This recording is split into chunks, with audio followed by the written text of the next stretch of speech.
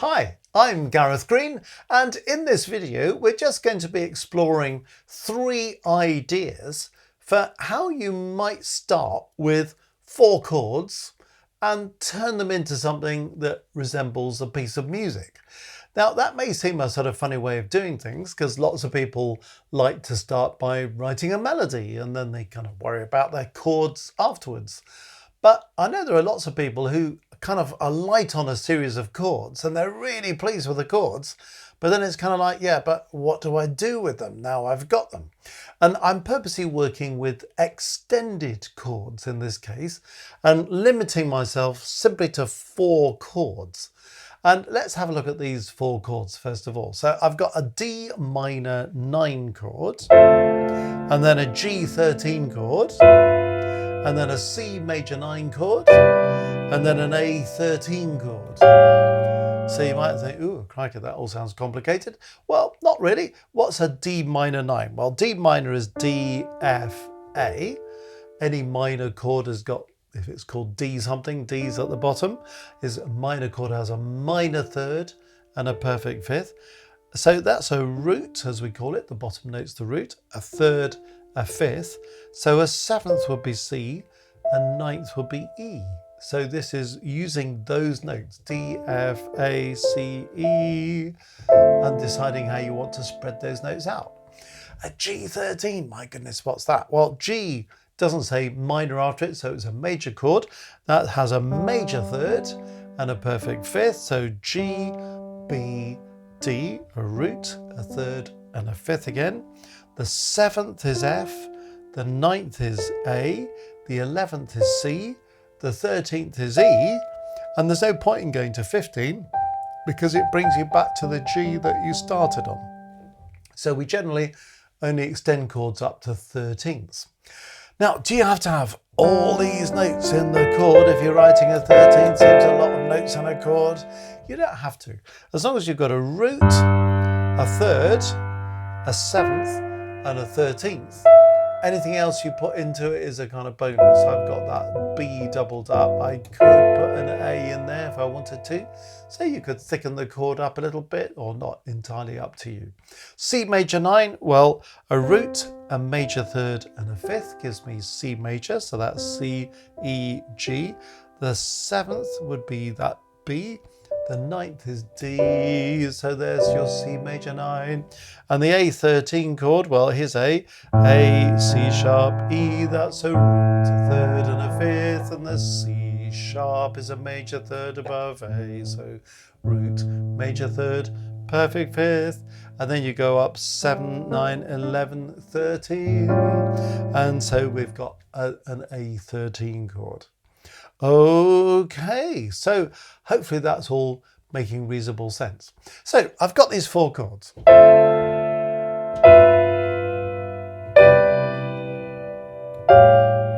Sort of thing, you know, when you're kind of doodling about on your guitar or the piano or something, you know, you might come up with that and think, hey, I'm really pleased with those chords. What do you do with them? Because it sounds great, but it doesn't sound like a piece of music yet, does it? Well, one very simple thing you can do is just to kind of keep the chords and turn the top into a little bit of a melody. And that's what I'm going to show you how to do here. So let's just get organized here with clefs. And let's put it into a time. Well, a lot of music's in what we call common time, 4/4 time. So let's go for that. And what I'm going to do is I'm going to take the first chord and I'm just going to miss the top note off it for a moment. So let's have the first chord kind of as it was written. And I know we had an E at the top. And let's put this E at the top. And then see if we can kind of doodle around with it. You might think, doodle around with it. Well, there are choices. You can choose any note that belongs to the chord. So I could have that top going, okay, these are the notes, D, F, A, C, E. So I keep going like that all day long. It doesn't sound too good if I just do that all the time, but you know, I could do. Or I can use these things we call inessential notes or non-chord tones, where you do something called an auxiliary note or a neighbour tone. So if I've got E there and I want to go E, F, E, the F is an upper neighbour tone or an upper auxiliary note. Or if I want to go E, D, E, the D is a lower neighbour tone or a lower auxiliary note.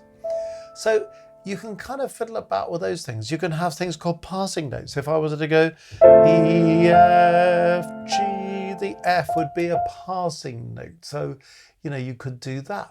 So, or a passing tone. So fiddling around with moving between notes of the chord and using these neighbour tones, these auxiliary notes, or these passing notes, passing tones, you can kind of get a bit of a melody out of it. So how about if I use a lower neighbour tone, a lower auxiliary note, and start kind of putting something of a melody in here that also gives us a little bit of a rhythm. So you see I'm doing something very simple there, aren't I? I'm using a lower neighbour tone or a lower auxiliary note and coming back. Just repeating notes works all right. Put a little bit of rhythm into it maybe by tying that. And then jumping down to C, which is another note of the chord, and finishing on a D. That fills up my first bar, my first measure, with a bit of melody. So I've now got... one thing I could do is make that first D a D sharp, what we call a chromatic lower auxiliary note, or a chromatic lower neighbour tone. Probably going to need to bring it back to D natural at the end, so I get... gives it a bit more character, a bit more colour. How about if I swing the rhythm now? Hear the difference? I've got a bit of a melody in there. It's also got a little bit of a rhythmic kick to it as well, hasn't it? So I'm starting to evolve a melody out of these chords. Let's carry on doing the same trick. So in the next chord, if we have the chords with minus the top note, where we've got this chord, and then if I do the same kind of idea again, I could start on E again, couldn't I? I could have that chromatic lower auxiliary note, or a chromatic lower neighbour tone, and then I could come back there, but this time maybe I'll go up, so the melody's kind of going somewhere different. We don't want it just to repeat, do we? And I'll keep that little kick in the middle of the bar, the measure, and then come back to the E, and then maybe have something like this going on. So you see what I'm doing? Yeah, we have a passing note, a passing tone thing there. So how does that sound? We've got this so far. Do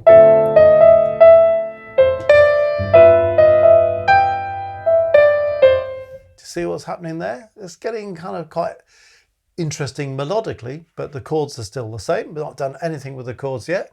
Let's carry on just to see if we can get these 4 bars, these 4 measures complete. So where are we going to go next? So if we do the same trick, kick the top note out and just get our chords in. This is the C major 9 chord. Now then, where are we going to go next? Well, we did start with a chord on a D, so we could put that D in there. Maybe a passing note, a neighbour tone, and, you know, keeping the same rhythm going. And then jumping down to another chord tone or harmony note there. It also means you get a mixture of notes going by step and notes that are leaping, what we call conjunct and disjunct movement. So conjunct going by step, disjunct leaping. So if you just want to duck and dive between notes of the chord, you can do that. Well, let's do that again just to show how that's done. And then we'll go back to conjunct at the end. So we start this bar, this measure, with conjunct. We finish it conjunct, but we do disjunct in the middle. So this is going. So we've got.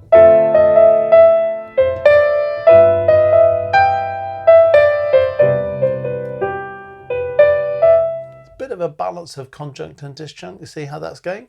Okay, let's carry on. Same trick. Miss the top note out. Get the rest of the chord in. And then, okay, let's start with the printed top note that we had. And maybe do an upper auxiliary note or an upper neighbor tone. Come back and then move down one onto something else that belongs to that chord, and it's sort of turning the chord into a straight A7 chord by the time we finish, but that doesn't matter too much if you end up just slightly altering the chords a bit. So what have we got? These 4 bars, these 4 measures.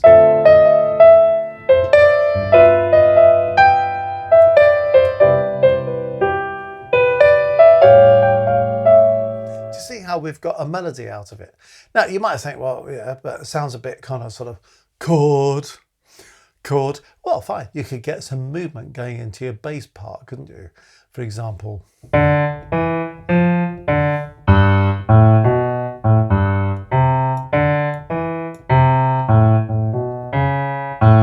And before you know it, you'll have something else kind of going along in the bass. So you might want a bit more movement going somewhere else. But what I'm just trying to show you here is, you know, you've found 4 chords that you're happy with, and then you're thinking, what can I do with them? Here's just how you might put a melody over the top of that. And the melody works.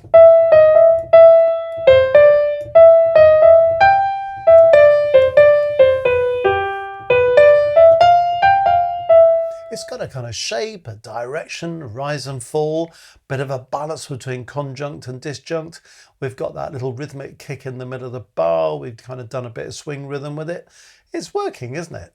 But, you know, if that's not quite what you would want to do, that's absolutely fine and quite right and proper. You can come up with your own version. This is more about, well, what are the kind of techniques that you could use to make it work? And then having got those 4 chords going, well, you think, well, I could put them on a loop, go around again, do something different with the melody next time, or extend your chord sequence. Think, well, great, I've got 4 chords and 4 bars, 4 measures out of this. Where am I going to go next? Maybe start the same loop and go in a different direction or whatever. You know, there are lots of different things you could do with it. So that will be one way of kind of getting a melody going with those 4 chords. Okay, let's think about something else for a moment. What about if you wanted to get kind of the bottom end of your texture moving? So you've got your chords, but in fact, you want to get a bass line moving somewhere. Maybe again with some swing rhythm. I mean, we don't have to work this in any particular style, but it's kind of lending itself to a particular kind of treatment. So this time I'm thinking, well, you know, how about we kind of keep the upstairs of the chords in place and mess with the bottom. And in fact, what I might do here is just do these chords in half time. So there's the D minor 9 chord. And one thing you can do with the bass is to say, well, I'm starting on this D and I need to go to G. So can I just work down the scale? Works perfectly well, doesn't it? And it's also giving us this opportunity to use these passing notes that we talked about before. It's all going by step. And as I say, you had a swing rhythm going with this. I think it will work quite well. That will take us neatly on to the next chord. So let's just pen that in while we're at it. So let's go and do that. I should have put this in at the beginning. Let's do it now. And then, you know, you can think, well, what's the bass line now do? It's got to come up from C to G. Well, we had 5 notes to go down. We've only got 4 notes to come up. So how are we going to do that? Well, a very simple way of doing it is simply repeat the bottom note before you start the climb. And then it all comes out in the wash, you see. So you see what my bass line is doing in that first bar, that first measure. It's still doing the swing rhythm thing, so it's getting a bit of bass movement going. It's just to show you these things in a sort of reasonably defined space, and then you can kind of play around with it, really. Okay, now we start off by saying, well, it was easy to go bom, ba bom, ba bom, because we have 5 notes. And then we said, oh, we've only got 4 notes here, so, well, let's solve it by repeating. Bom, ba bom, ba bom. Okay, well, we've only got 3 notes now, so what can we do here? Well, we can repeat, as we did before. Tom, bum, and then use a passing note, passing tone, and then an anticipatory note. So you do that, maybe tie it over. Okay, so let's give these 2 beats, and then we can chuck in the rest of our A13 chord.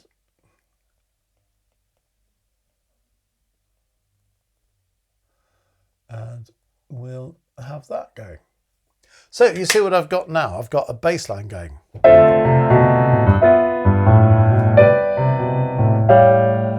And you see how that's giving me a bit of movement in the bass. So if you're sort of thinking, okay, I'm reasonably happy putting a melody over the top, but how do I get my bass line moving? You see, that's a way of doing it. And you might have space in your composition, your song, whatever it is you're writing, to have the chords as straight block chords like that and just have a bit of movement in the bass.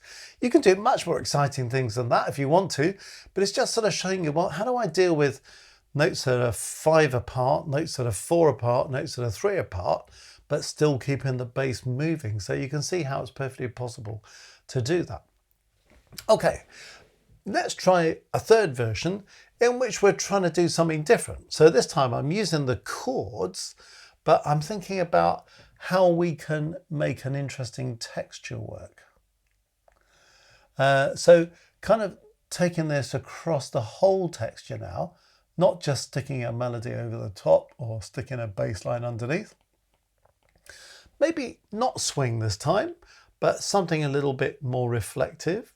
Bit of a melody at the top, maybe slightly less defined.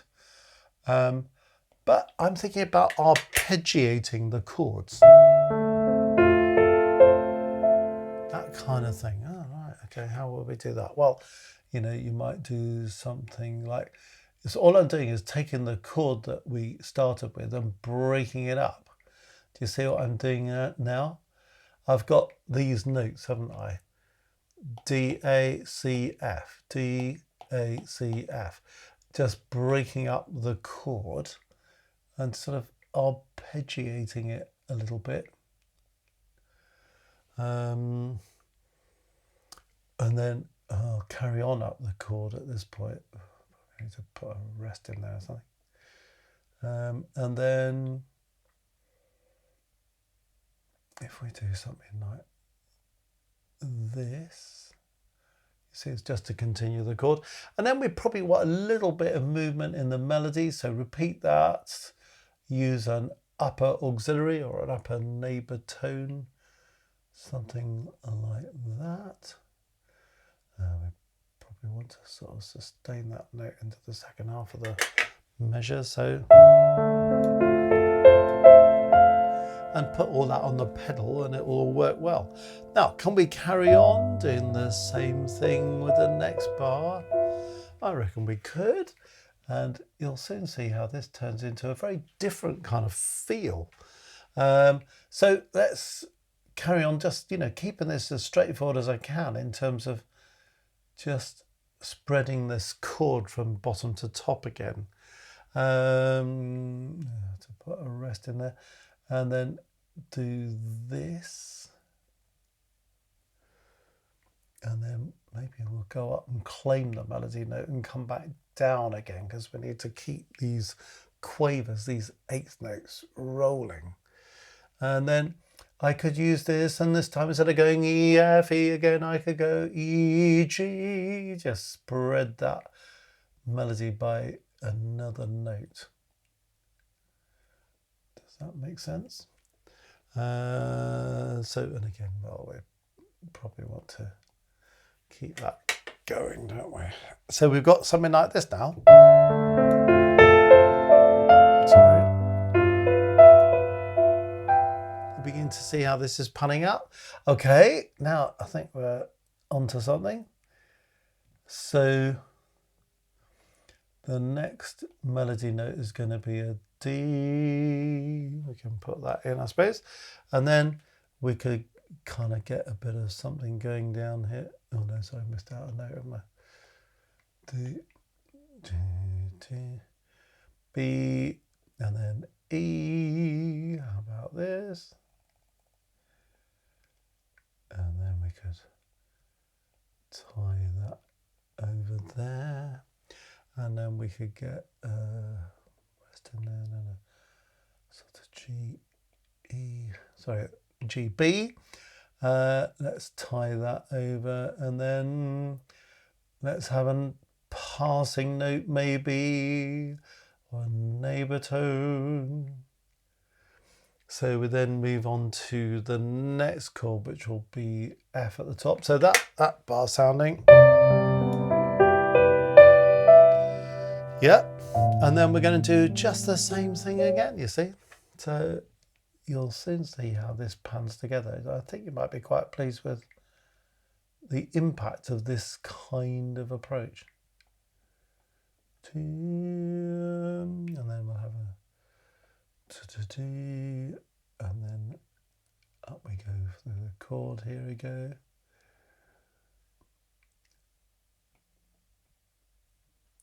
Let's turn that into that, and then maybe do that. So, and then maybe we just need a bass note to put something on the end of that bar, the end of that measure. So do you see what I've got now? I've got this.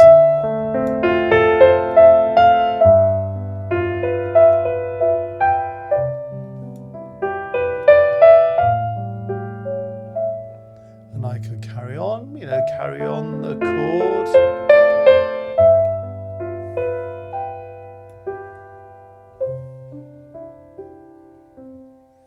And now you've got something very different, So you could do so many different things with these things, you have punchy rhythm.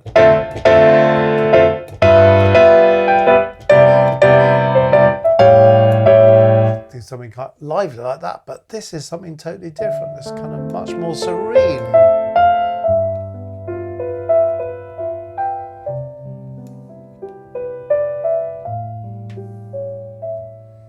So it's amazing how you can take the same 4 chords and do so many different things with them. And I think that's what's worth experimenting with. So what I'm trying to demonstrate here is, you come up with some chords and think, okay, I've got my chords, what do I do with them?